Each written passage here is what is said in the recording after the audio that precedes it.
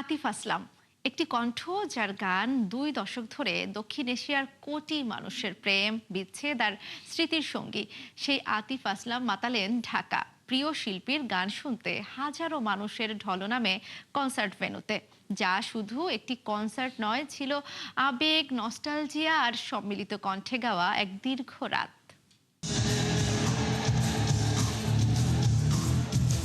দূরত্ব ছিল মানচিত্রে, তবে হৃদয় নয়। তাই তো ঘন্টার পর ঘন্টা অপেক্ষা শুধু একটি মুহূর্তের জন্য। সেই মুহূর্ত কখন মঞ্চে উঠবেন প্রেম আর নস্টালজিয়ার মায়াবী কণ্ঠ আতিফ আসলাম।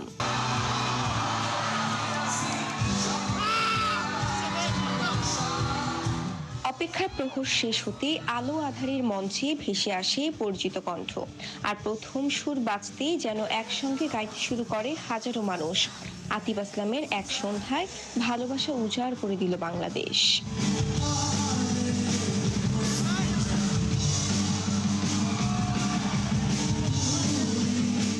অনেক ভালো লাগতেছে, অনেক ভালো। অনেক ভালো। আতিফ আমার ফেভারিট সিঙ্গার। Super excited. কেমন লাগছে? অনেক বেশি এক্সাইটেড। আতিফকে তো অল টাইম লাভ ইউ। 2 দশকেরও বেশি সময় ধরে প্রেম, বিচ্ছেদ, আশা আর স্মৃতির গল্প বলে চলা গানগুলো এদিন যেন নতুন করে প্রাণ পেল ঢাকার আকাশে।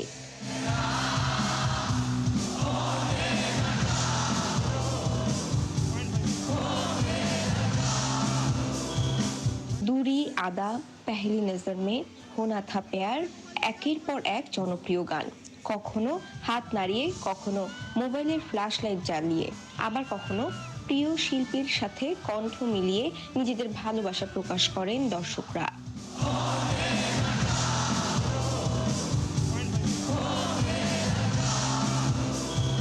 মঞ্চের ঝলমলে আলোকসজ্জা, শক্তিশালী সাউন্ড আর প্রাণবন্ত ব্যান্ড পারফরমেন্স পুরো আয়োজনকে দেয় আন্তর্জাতিক কনসার্টের আবহ।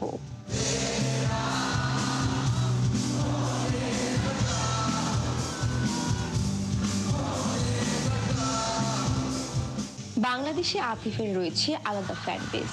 তাই শুধু সঙ্গীত নয়, ছিল শিল্পী আর শ্রোতার এক আন্তরিক সংযোগও। গান থামলেও বারবার করতালিতে মুখর হয়ে ওঠে পুরো ভেন্যু। এক গান শেষ না হতেই প্রিয় শিল্পীকে আরেকটি গান শোনানোর অনুরোধ জানাতে থাকেন দর্শকরা।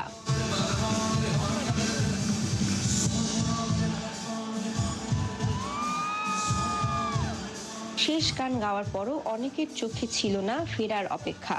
কারণ প্রিয় কণ্ঠে এতটা কাছ থেকে শোনা স্মৃতি সহজে মুছে যাওয়ার নয়।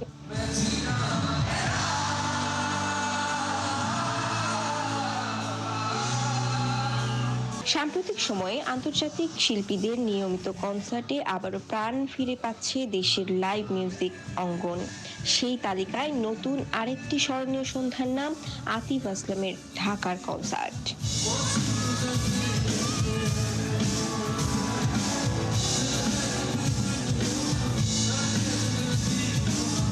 শ্রেয়া রায়, ৭১।